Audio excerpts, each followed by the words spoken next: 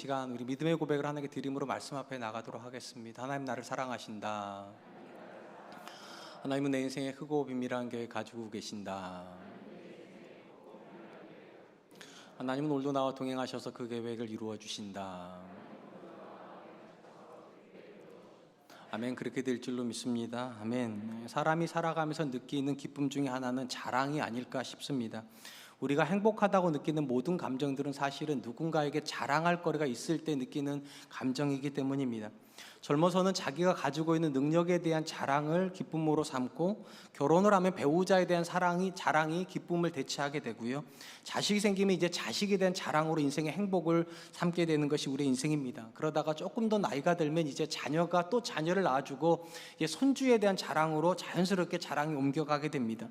이 자리에 손주가 계신 할아버지 할머니가 계시다면 의심의 여지 없이 핸드폰 안에 굉장히 많은 손주 사진들을 가지고 계실 겁니다. 그리고 전 세계에서 손주 사랑으로 가장 유명한 나라가 우리나라다 보니까 어르신들이 만나면 누구랄 것도 없이 핸드폰 꺼내서 우리 손주 한번 보라고 이렇게 자랑을 합니다. 그러다 보니까 한국에서만 유난히 문화 하나가 형성이 되죠. 손주 자랑하려면 돈 내고 해야만 합니다.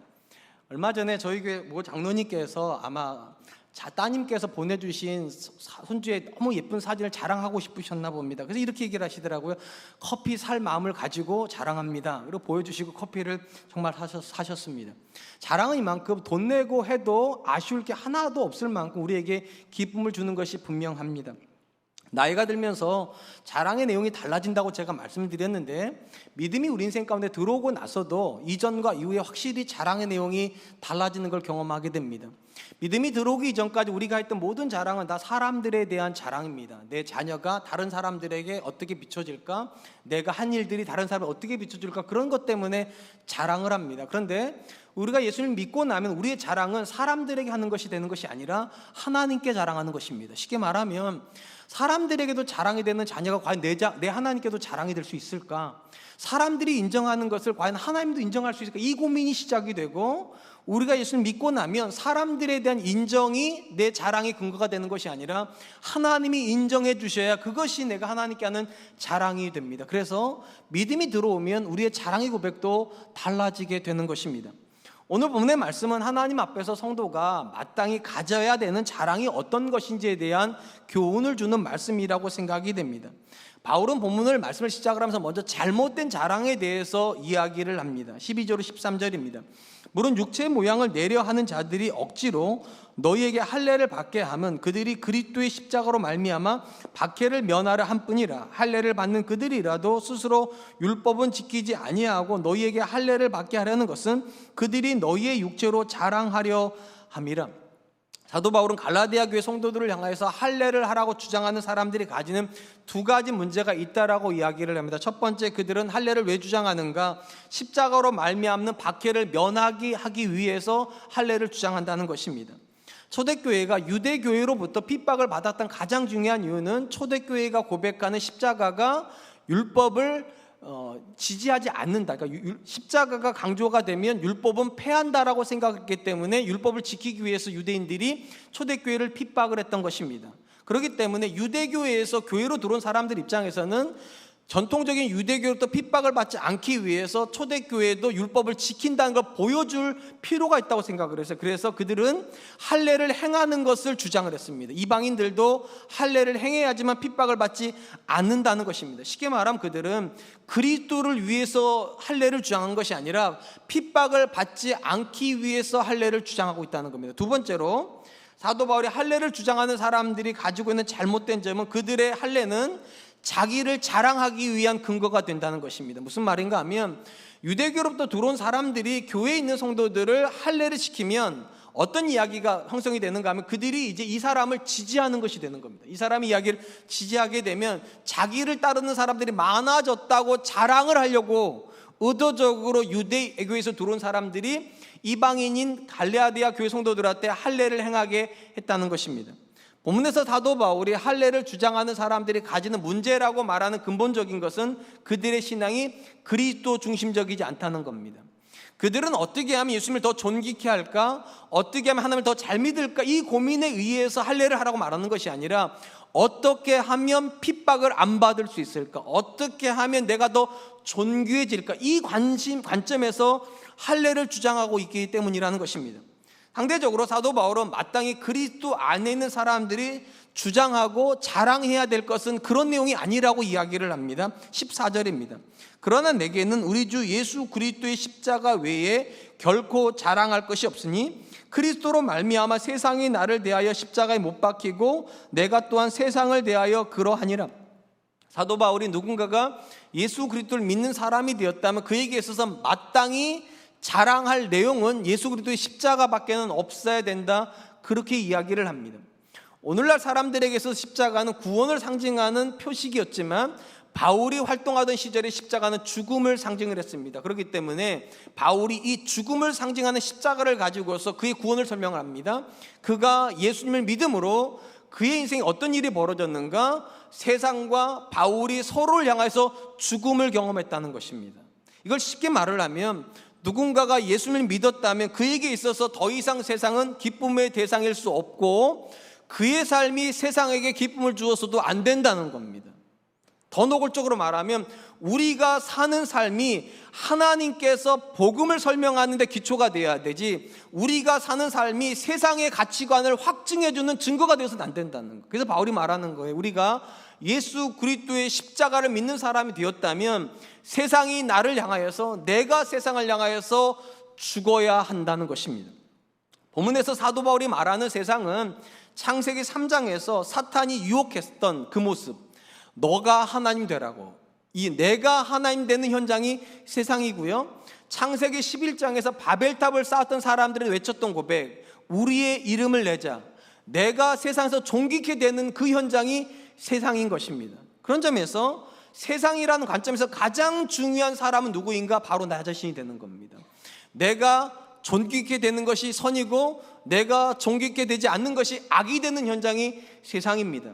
근데 이런 세상에서 누군가가 예수 그리스도를 믿는다는 것은 내가 중심되었던 세상이 해체되는 걸 말하는 겁니다. 더 이상 이제는 내가 중심이 될 수 없어요. 왜냐하면 예수님의 십자가에서 내가 세상을 향해서, 세상이 나를 향해서 죽었기 때문입니다. 그럼 이 사람의 인생에서 무엇이 중심이 되는가? 하나님이 중심이 됩니다. 그래서 이전까지는 무엇을 하여야 내게 유익이 되는가를 물었던 사람들이 이제는 무엇을 하여야 하나님께 유익이 될까? 이 고백을 하는 사람이 결국은 십자가를 자랑하는 사람이 된다는 것입니다. 우리가 본문에서 조심해야 될 것은 사도 바울이 초대교회, 특별히 갈라디아 교회를 향하여서 율법을 행하라, 할례를 행하라고 말했던 사람들이 말했던 할례 자체가 나쁘기 때문에, 할례가 죄이기 때문에 그거에 대해서 반대하는 것은 아니라는 것입니다. 할례 자체는 나쁜 것이 아닙니다. 어떻게 알 수 있습니까? 사도 바울이 영적인 아들인 디모데에게 놀랍게도 할례를 주었기 때문입니다. 사실 성경 안에서요, 가장 할례를 극심하게 반대했던 대표적인 사람이 바울이었는데 놀랍게도 바울이 가장 사랑하는 디모데에게는 할례를 행해 주었다는 것입니다. 그렇다면 여러분, 왜 사도 바울은 디모데에게 할례를 행했을까요? 이것은 절대로 할례가 디모데에게 유익했기 때문이 아니라 할례가 하나님과 복음에 유익했기 때문입니다. 우리가 알다시피 디모데는 아버지가 헬라인이고 어머니가 유대인입니다. 전통적으로 유대인들은 어머니가 유대인이어야 유대인이라고 인정을 합니다. 그러니까 바울의 관점에서 디모데는 할례만 행하면 이 사람이 유대인들에게 인정받는 유대인이 됩니다. 그리고 이게 왜 중요하냐면 디모데가 할례를 받으면 디모데는 유대인들에게도 복음을 전할 수 있습니다. 할례를 받지 않으면 헬라인에게 복음을 전하지 못하는데 이 할례를 주는 순간 디모데는 유대인과 헬라인에게 다 복음을 전할 수 있기 때문에 누구에게 유익한 겁니까? 하나님께 유익한 거예요. 그래서 사도 바울은 본인이 대부분의 사람들에게 할례를 받지 말라고 말했음에도 불구하고 하나님과 교회의 유익을 위해서 의도적으로 디모데에게는 할례를 주었던 것입니다. 오늘 본문에서 사도 바울이 왜 이방인인 이 갈라디아 사람들을 향해서 할례를 받지 말라고 이야기를 하는가? 그들이 받아야 되는 할례가 유대인들에게 유익을 주는 거지 하나님께 유익을 주는 게 아니기 때문입니다. 그리고 그들이 핍박을 받지 않는 것은 자기 중심인 거지 하나님 중심은 아니라는 거예요. 그래서 하나님 중심이 아닌 할례를 받지 말아야 된다, 그렇게 선언하고 있는 것입니다.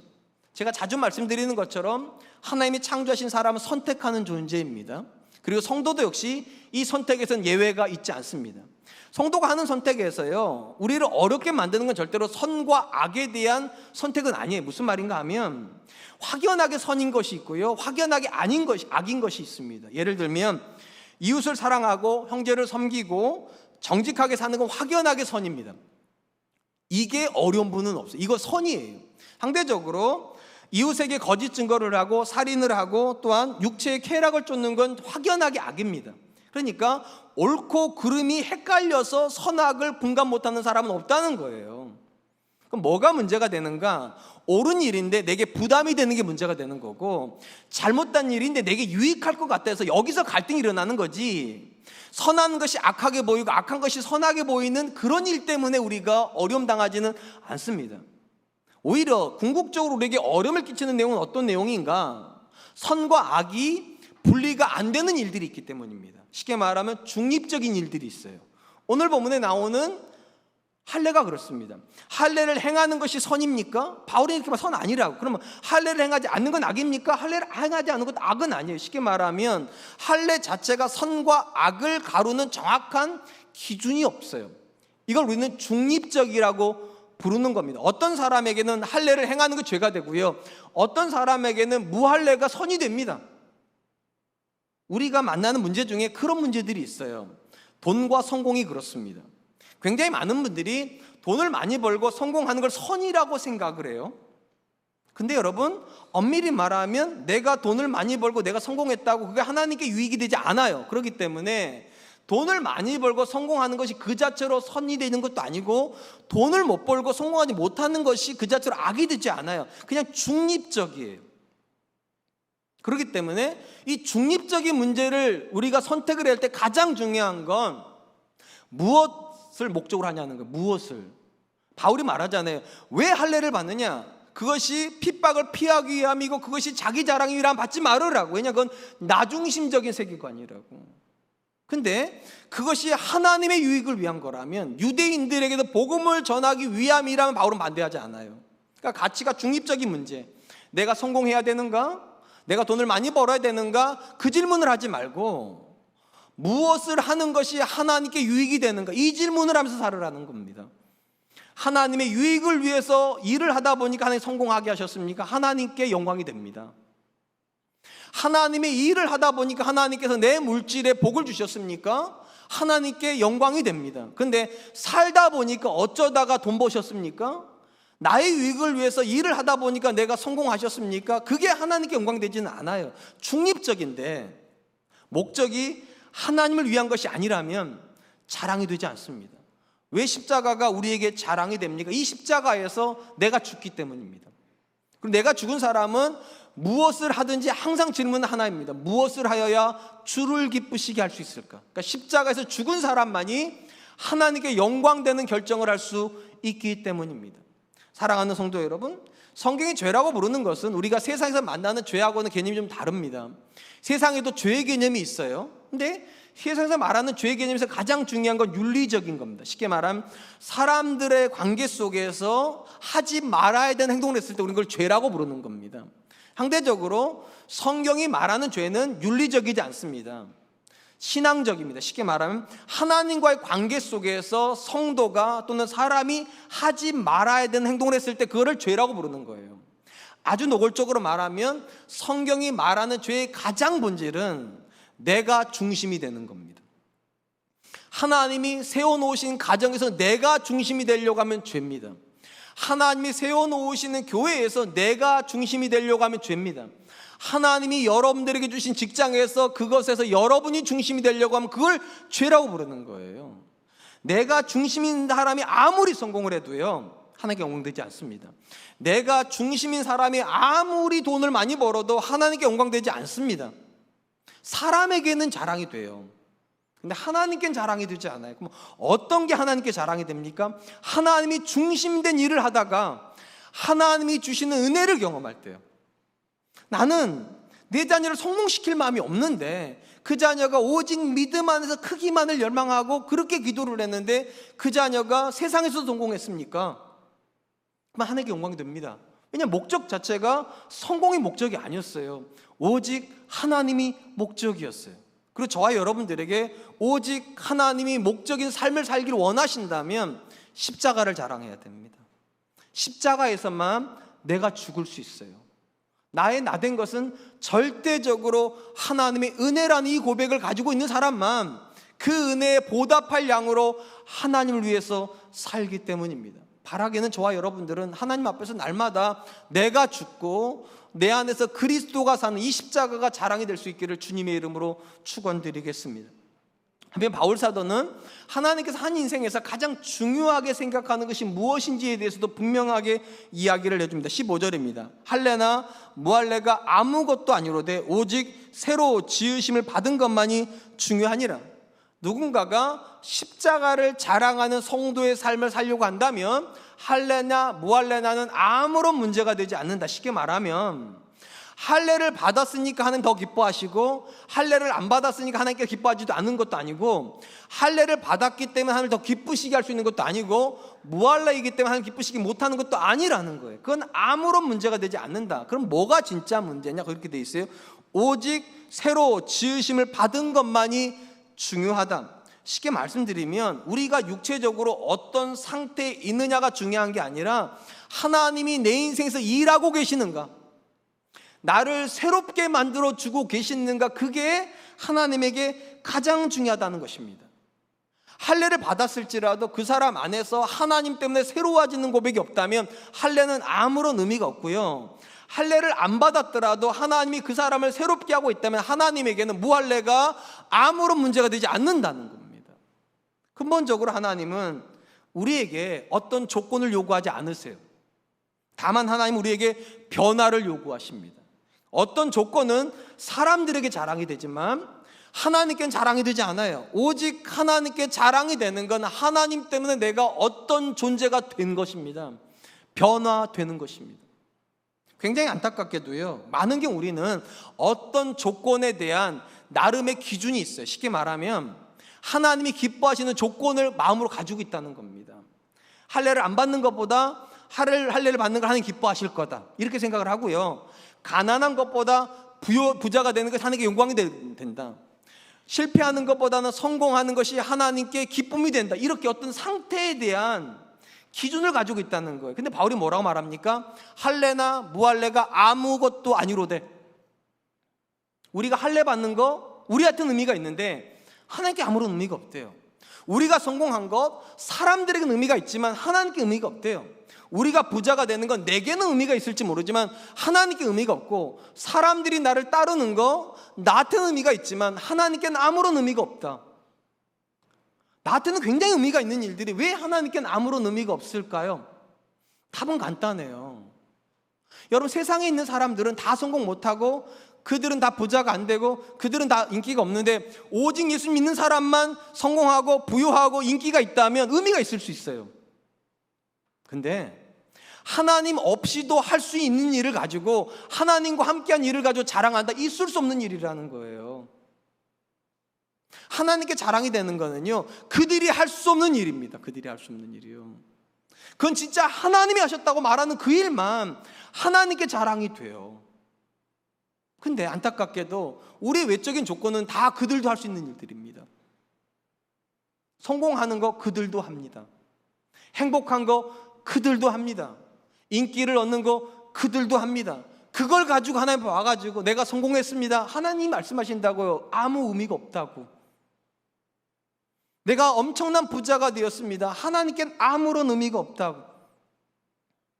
하나님께 의미가 있는 거는요, 하나님이 하신 일만 의미가 있습니다. 왜냐? 하나님이 하신 일은 그들이 못해요. 우리는 많은 경우 오해하는 게 하나가 있어요. 내가 하나님을 위해서 굉장히 많은 일을 하면 하나님께 영광 받으실 거라고 생각을 해요. 근데 여러분, 하나님의 영광은 그렇게 드러나지 않아요. 하나님의 영광은 거꾸로예요. 하나님이 우리 인생 가운데 일하실 때만 드러나요. 그들이 할 수 없는 일을 하나님이 내 인생에 하시는 걸 거니까요. 근데 여러분 생각해 보세요. 그들이 할 수 없는데 하나님만 하실 수 있는 일이 뭘까요? 우리 내면에서 일어나는 일입니다. 우리 외면에서 일어나는 모든 일은 그들도 합니다. 그들은 우리의 외적인 조건을 바꿀 수 있어요. 근데 나 자체를 못 바꿔요. 하나님만 나 자체를 바꾸십니다. 그래서 말하는 거예요. 할래나 무할래는 아무것도 아니로되 오직 새롭게 하심을 받는 그것이 중요하다. 우리가 세상에서 가장 많이 듣는 이야기가 뭡니까? 사람은 변하지 않는다. 한 발짝 더 나아가서 사람은 고쳤을 수 없다. 고쳤으면 안 된다. 사람이 변한다고 믿지 말으라고. 한 번 잘못된 사람은 또 잘못한다. 우리 그렇게 들어요. 굉장히 절망적인 이야기죠.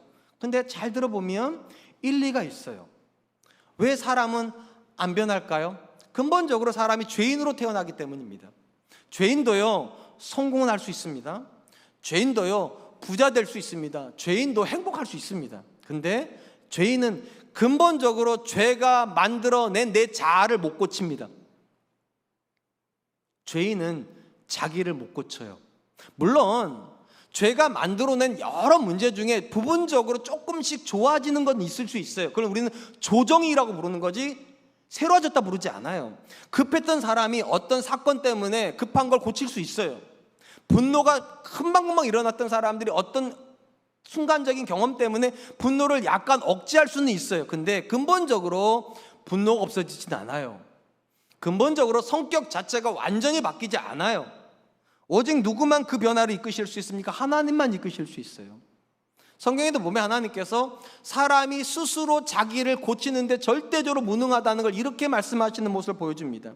예레미야서 13장 23절입니다. 구수인이 그의 피부를 표범이 그의 반점을 변하게 할 수 있느냐? 할 수 있을진데 악에 익숙한 너희도 선을 행할 수 있으리라.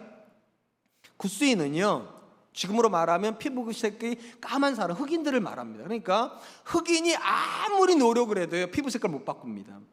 표범이 반점을 가지고 태어났는데 아무리 반점을 빼려고 해도 반점이 없어지지 않아요. 마찬가지로 죄인으로 태어난 사람이 죄의 문제를 해결할 수 있냐? 없다고 말씀하시는 겁니다. 분명한 건 신분은 바꿀 수 있어요. 가난했던 사람이 부자 될 수 있어요.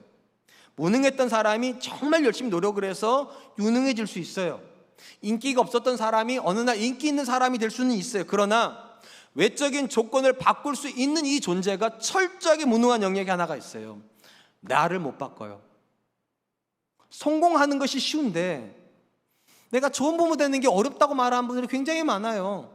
다른 사람을 만족시키는 건 참 잘할 수 있는데 내 배우자를 만족시키는 게 너무 어렵다고 말하는 분들이 굉장히 많아요. 그게 사실이에요. 바깥을 바꿀 수 있는 사람은 무지하게 많지만 이 내면을 바꿀 수 있는 사람은 없다. 왜냐하면 하나님 외에는 나를 바꿀 수 있는 분이 없기 때문이에요. 그래서 다른 건 자랑할 수 없어도 하나님 앞에서 바뀐 나는 자랑할 수 있다는 거예요. 하나님의 작품이니까. 하나님이 바꿔주셨다고.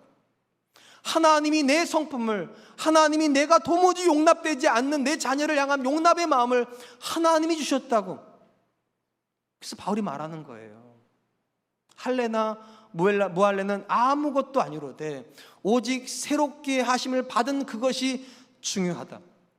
그렇다면 여러분, 하나님은 우리를 어떻게 새롭게 빚으실까요? 이미 여러분 답을 다 알고 있어요.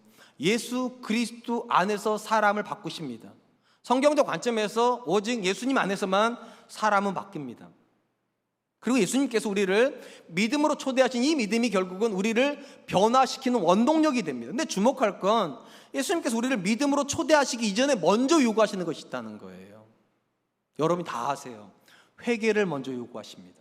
그래서 사도행전 이후에 보면 사도들이 전하는 모든 복음은 회개와 믿음이 붙어 있어요. 회개하고 새롭게 하심을 받아라. 그러니까 회개하고 믿으라는 거예요. 그러니까 누군가가 믿었다는 말은 뭐를 먼저 했다는 겁니까? 회개했다는 게 먼저예요. 그러면 성경적 관점에서 회개는 누가 하냐는 거예요. 누가 합니까? 회개는 자기가 아무 문제가 없다고 느끼는 사람은 회개 못합니다. 철저하게 내가 망가졌다, 내가 잘못 살았다, 내가 잘못됐다, 이거 인정하는 게 회개의 출발이에요. 그런 점에서 여러분, 성경이 사람을 향해서 말하는 고백은 두 가지예요. 변화를 원하는 사람은 두 가지 고백이 있어요. 첫 번째, 나는 잘못 살고 있다. 그래 회개가 돼요. 두 번째, 나는 나를 못 고친다. 그래서 내게는 예수님이 필요합니다.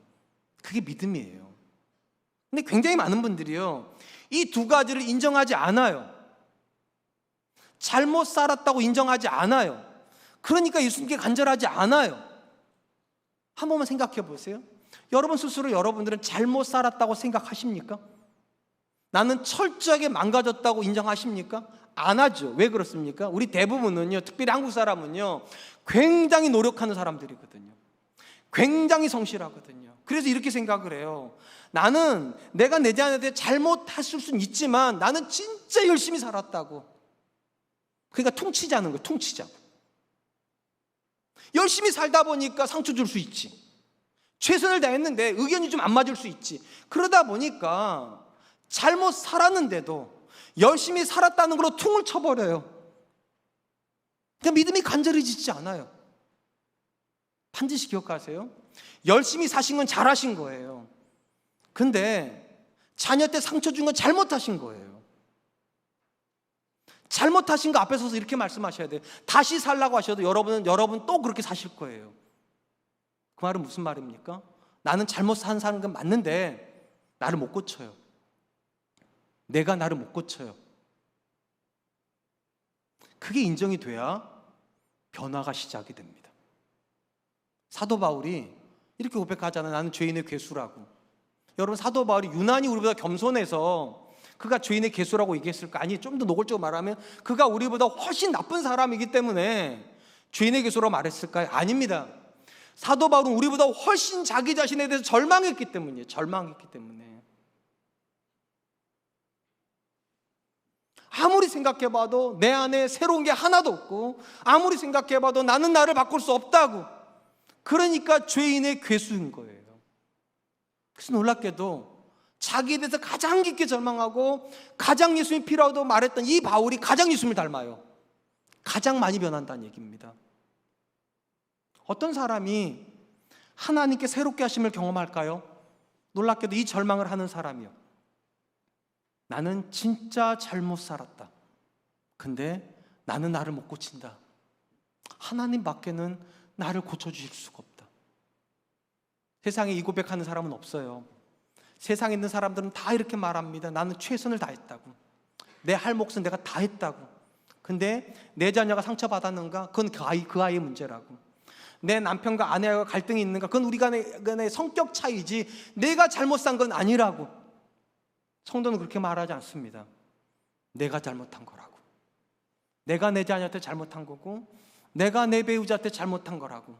근데 문제는 잘못한 걸 아는데 내가 나를 못 고치겠다고. 하나님, 나를 좀 고쳐주세요. 사랑하는 성도 여러분, 예수님 믿으면 사람은 변합니까? 이 질문을요, 여러분한테 한번 해보세요. 여러분은 예수님 믿습니까? 믿어서 변하셨습니까? 굉장히 많은 분들이요, 이렇게 말할 수 있어요. 예수님 믿어서 교회는 다녀요, 목사님. 예수님 믿어서 성경책은 읽어요. 예수님 믿어서 기도는 해요. 그런데 내가 변했는지는 잘 모르겠어요.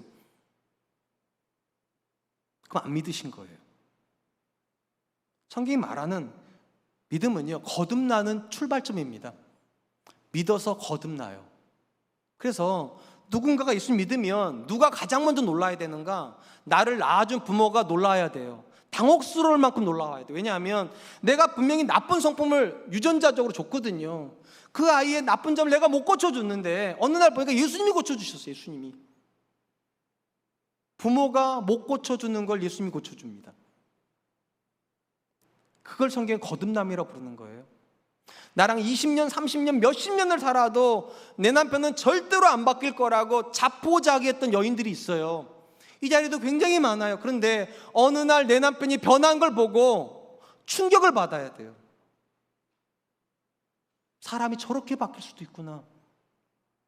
어릴 때부터 나하고 정말로 모든 걸 공유했던 친구들이 어느 날 나를 만나고 나서 그들이 나의 변화를 보고 이렇게 말해야 돼. 내가 알고 있던 너가 진짜 너냐?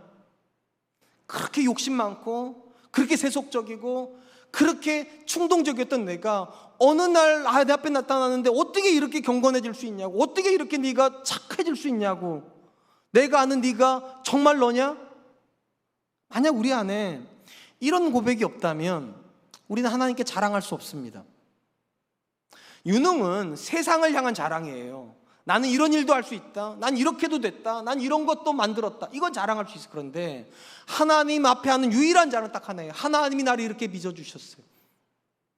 망가진 내 관계를 하나님이 회복시켜 주셨어요. 회복 불가능했던 내 관계를, 내 아내와의 관계를, 내 자녀의 관계를, 내 친구와의 관계를 하나님이 회복시켜 주셔요. 심지어 내가 내 자신이 너무 마음에 안 들었는데 어느 날 내가 나를 받아들일 수 있도록 하나님이 나를 바꿔주셨어요. 조건을 바꾸려고 하지 마세요. 할례를 받을 것인가, 무할례를 선택할 것인가, 부자가 될 것인가, 가난을 선택할 것인가, 인기가 있을 것인가, 인기가 없을 것인가, 그거 선택하려고 하지 마시고 어느 지점에 갖다 놓으시든지 간에 하나님이 나를 새롭게 하셨으면 좋겠다. 내가 하나님의 작품이고 싶다. 저와 여러분들이 변화됨을 자랑할 수 있는 분 되시기를 주님의 이름으로 축원드립니다. 마지막으로 본문에서 사도 바울이 하나님 앞에서 하는 자랑, 마지막은 흔적이라고 말합니다. 예수님 때문에 가지는 흔적입니다. 17절입니다. 이후로는 누구든지 나를 괴롭게 하지 말라. 내가 내 몸에 예수의 흔적을 지니고 있노라. 바울이요, 갈라디아 교회 성도들을 향해서 뭐라고 말합니까? 이후로는 나를 괴롭게 하지 말아라. 무슨 말인가 하면 사도 바울 때문에 교회가 형성된 게 갈라디아 교회입니다. 근데 어느 날 갈라디아 교회 성도들이 사도 바울의 가르침을 버리고 거짓 선지자의 가르침을 쫓아서 율법주의자가 되고 있다는 거. 그러니까 너희가 나를 떠나는 이 모습을 나로 보지 않게 해달라고. 그리고 너희가 나를 떠나면 안 되고 내 가르침을 떠나면 안 되는 이유가 뭐냐? 내가 예수의 흔적을 가지고 있기 때문이다. 본문에 나오는 흔적이란 단어는요, 헬라어로 스티그마라는 단어입니다. 이 스티그마라는 단어는요, 낙인 또는 표식이라는 뜻을 가지고 있습니다. 여러분, 낙인과 표식 언제 찍었는가? 알다시피 가축이 많아져서 이웃이랑 분리를 해야 될 때 이 가축은 내게 속하였다 싶을 때 낙인 찍는 거예요. 노예가 많이 있는데 그 노예 중에 어떤 노예가 내 소유인지를 할 때 낙인을 찍는 겁니다. 그러니까 바울이 지금 이렇게 말해요. 나에게 예수의 흔적이 있다는 것은 내가 예수의 사람이라는 거예요. 예수의 사람인 내가 너희한테 복음을 전했는데 너희가 이 복음을 떠나서 예수 바깥에 있는 그들의 말하는 가르침을 쫓아가는 있을 수 없는 일이라고. 그리고 성경학자들은 사도 바울이 말하는 이 낙인은 사도 바울이 예수님 때문에 가지고 있는 고난의 흔적이라고 해석을 합니다. 예수님을 쫓아가다 보니까 바울도 고난받게 되고 고난이 흔적으로 남았다는 거예요. 마치 예수님께서 하나님께서 그에게 지워주신 십자가를 지셨기 때문에 손과 발에 옆구리에 상처가 신, 그게 스티그마예요. 하나님의 사람으로 살았던 모든 사람들은 다 스티그마를 갖는다는 겁니다. 왜 하나님의 사람들은 다 스티그마를 가질 수밖에 없습니까? 예수님이 이렇게 말씀하셨거든요. 아무든지 나를 따라오려거든 자기를 부인하고 십자가를 져야 할 것이다. 예수님의 십자가가 예수님에게 흔적을 남겼습니다. 사도 바울이 예수님을 쫓아가다 보니까 사도 바울도 예수님이 지셨던 십자가를 질 수밖에 없었고 그에게도 흔적이 남았습니다. 반드시 기억하세요. 예수님은 우리한테 너는 아무것도 할 것 없이 나만 쫓아오면 돼 이렇게 말씀하지 않으셨어요. 내가 지었던 십자가를 너도 져야 된다고. 당연히 그 십자가가 예수님에게도 흔적을 남겼고 바울에게도 흔적을 남겼다면 우리에게도 상처, 즉 흔적을 남기는 게 옳습니다. 그렇기 때문에 성도가 뭘 자랑해야 됩니까? 하나님 믿고 하나님의 말씀대로 살다가 하나님 내가 이렇게 상처받았습니다. 이거 자랑한다는 겁니다. 하나님께서 우리에게 지라고 하신 십자가는 굉장히 독특해요. 아무나 지지 않아요. 전제가 하나가 있어요. 아무든지 나를 따라오려거든 자기를 부인하고. 어떤 사람이 십자가를 집니까? 자기를 부인할 준비가 되어 있는 사람이에요. 이게 왜 중요하냐면 창세기 3장의 타락이 뭡니까? 자기 주장이거든요. 내가 하나님처럼 돼야 되겠다고, 내가 선과 악을 내가 결정해야 되겠다고, 내게 유익한 일을 내가 해야 되겠다고. 이게 타락이에요. 자기 주장이에요. 구원은 뭐냐? 자기 부인이에요. 이제는 내가 하나님 내 생각 주장하지 않겠습니다. 이제는 내 경험을 가지고 자녀 키우지 않겠습니다. 이제는 사람들 이야기 들으면서 내 사업하지 않겠습니다. 다 부인하고 오직 하나님의 말씀을 따라 내가 하겠습니다. 이게 구원이에요. 근데 여러분, 자기를 부인하고 십자가를 진다는 것은 어떤 의미를 갖습니까? 자기 부인이 되면 남은 건 딱 하나밖에 안 남아요. 하나님의 말씀밖에 안 남아요. 내 생각이 다 사라져 버렸으니까요. 그리고 하나님의 말씀대로 살아보면 아는 게 하나가 있어요. 왜 십자가인지. 하나님의 말씀은 그 자체로 십자가예요. 하나님의 말씀이 쉬운 적이 없거든요. 나한테 고통을 주는 배우자가 있을 수 있습니다. 그것은 남편일 수도 있고 아내일 수도 있는데 고통을 주는 배우자를요 마음으로 포기하는 건 굉장히 쉬운 일이에요.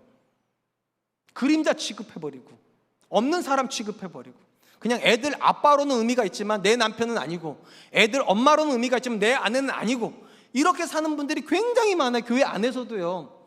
굉장히 쉬운 선택을 하신 거예요. 진짜 옳은 선택이 뭡니까? 내 마음에 하나도 안 들고 나한테 끊임없이 상처 주지만 그래도 내가 내 남편 포기 안 한다. 하나님께서 내 남편 변화시켜 주실 거니까 말씀을 따라 사랑할 거고 말씀을 따라 기도할 거고 말씀을 따라 기다릴 거라고, 상처 받으면서도 기다릴 거라고. 나한테 반항하는 자녀를요, 부모의 권유로 짓누르고 책망하는 건 쉬운 선택이에요. 근데 그 자녀를 향하여서 아빠가 미안하다, 내가 네 마음을 헤아려 주지 못했다, 엄마가 진짜 미안해, 네가 그런 생각하시는지 내가 몰랐는데 엄마가 나한테 상처 줬구나 하고서 내가 상처받으면서 그 자녀를 끌어안는 건 진짜 어려운 일이에요. 상처받는 일이에요. 최근에 제 아내가 저한테 그런 얘기를 하더라고요. 여보, 요즘 당신 좀 달라진 것 같아요. 뭐가 달라진 것 같아요? 이런 얘기를 하더라고요. 애들이 이야기를 하는데 당신이 잘 들어주더라. 이제는 애들을 받아들이나 봐. 저한테 그러더라고요. 제가 애들이 있을 때는 아무 말 안 했어요. 그 방에 들어와서 그런 얘기했어요. 여보, 나 안 바뀌었어. 여전히 나는 애들이 하는 말이 너무 힘들어. 키워보신 분 다 아시잖아요. 자녀하고 부모가 생각이 같아지는 지점이 있습니까? 저는 없는 것 같아요.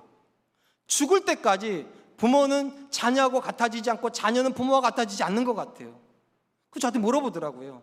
그러면 어떻게 그렇게 애들을 받아주냐고. 제가 이렇게 했어요. 상처받을 각오하는 거라고. 마음에 안 들지만 그럴 수 있다. 동의가 전혀 안 되지만 괜찮다. 상처 받아줄 테니까, 기다려 줄 테니까 하나님께서 나를 만나주셨던 것처럼 너를 만나주실 거다.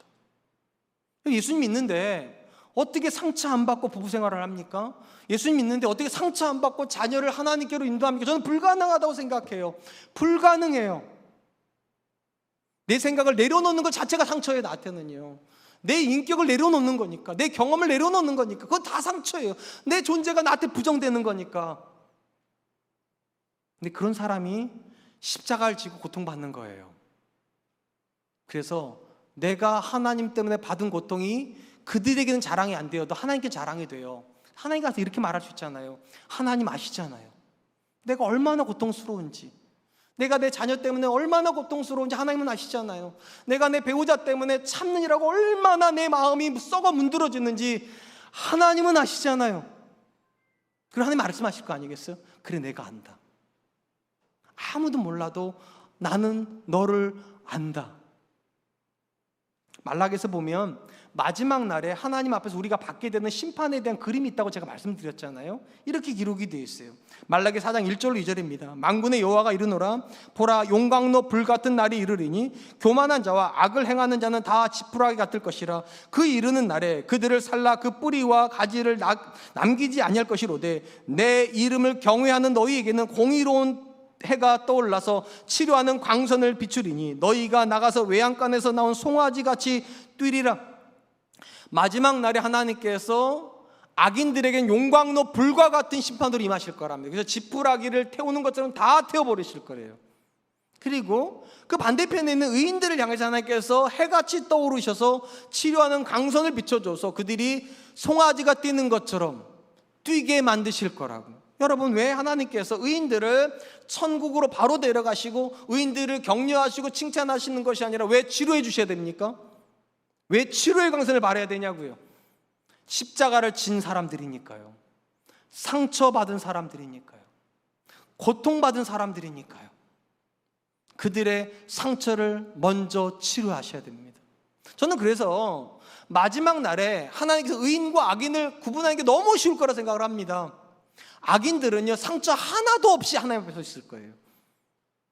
의인들은 상처받아 그 앞에 와 있을 거예요. 여러분들은 상처 받는 사람입니까? 상처 주는 사람입니까? 예수 믿는 사람들은 상처 받아야 마땅한 사람입니까? 상처 줘도 되는 사람들입니까? 사도 바울이 말합니다.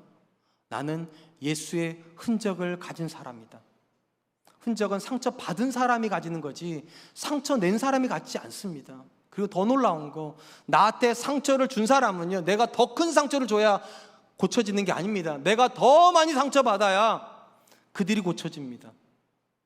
아빠가 더 많이 상처를 받으면서도 견디는 걸 봐야 자식이 변해요. 남편이 상처를 받으면서도 견디는 걸 봐야 아내가 변해요. 반대도 마찬가지예요. 상처를 주는 사람이 사람을 치유하지 않아요. 상처를 받는 사람이 사람을 치유해요. 그래서 하나님 앞에서 우리가 받은 상처는 자랑이 됩니다. 사랑하는 성도 여러분, 세상 사람들이 하는 대부분의 자랑은 뭡니까? 잘남에 대한 자랑입니다. 내가 이만큼 잘났다, 난 이 정도 해냈다, 내 자녀도 이 정도 된다. 그 잘남을 자랑해요. 하나님 앞에서 우리가 하는 자랑은 정반대입니다. 못남에 대한 자랑입니다. 하나님, 나는 정말 너무 형편없어서 내 아내 한 명 못 받아줘서 이렇게 마음이 힘듭니다. 나는 정말 너무 못나서 자식이 하는 말 때문에 상처가 돼서 잠을 못 잡니다. 하나님 아시잖아요. 내가 얼마나 못났는지. 정말 쥐똥만큼 마음이 좁다는 거 느껴보신 적 있으세요? 쥐똥은 아세요? 아시잖아요. 내 마음이 그렇다고 느낄 때 안 괴로우세요?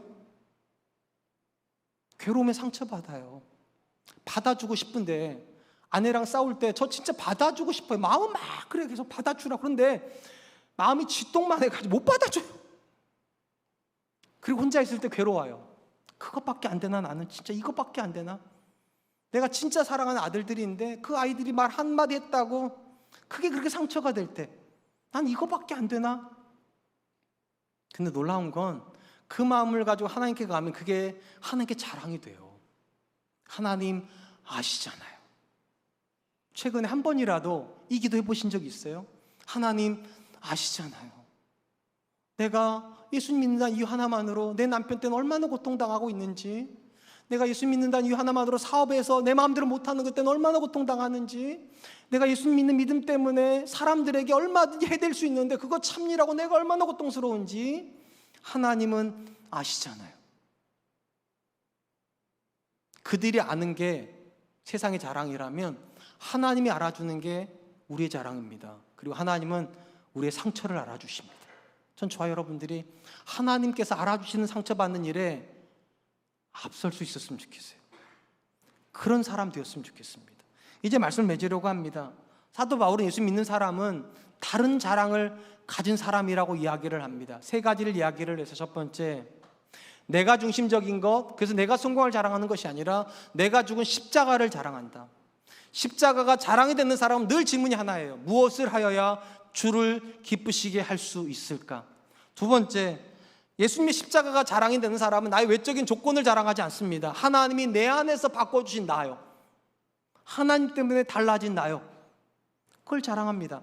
마지막 세 번째, 예수님이 자랑이 되는 사람은 내가 하고 있는 무언가가 아닙니다. 내가 받고 있는 상처입니다. 하나님 때문에 받고 있는 상처요, 예수님 때문에, 말씀 때문에 내가 받고 있는 상처가 하나님께 자랑이 된다. 전 저와 여러분들이 이 자랑으로 우리의 삶의 고백이 바뀔 수 있기를 주님의 이름으로 축원드리겠습니다.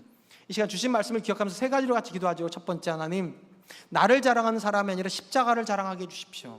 나를 부정하고 무엇을 하여야 주를 기쁘시게 할까 날마다 묻는 그런 사람 되게 해주십시오. 두 번째, 나의 외적인 조건을 바꾸려고 하는 것이 아니라 하나님이 바꿔주시는 나, 하나님, 내 성품이 바뀌게 해주십시오. 내 생각이 바뀌게 해주십시오. 내 인격이 바뀌게 해주십시오. 세 번째, 하나님 앞에서 내가 받고 있는 상처, 예수 믿기 때문에 아내에게, 남편에게, 자식에게, 주변 사람들에게 상처받으면서 하나님 아시죠, 이 고백할 수 있는 사람 되게 해주십시오. 우리 같이 한 번만 기도하도록 하겠습니다. 기도하겠습니다. 사랑의 많으신 하나님, 감사합니다. 오늘 귀한 시간 주시고 우리가 자랑하는 존재인데 그 예수 믿으면서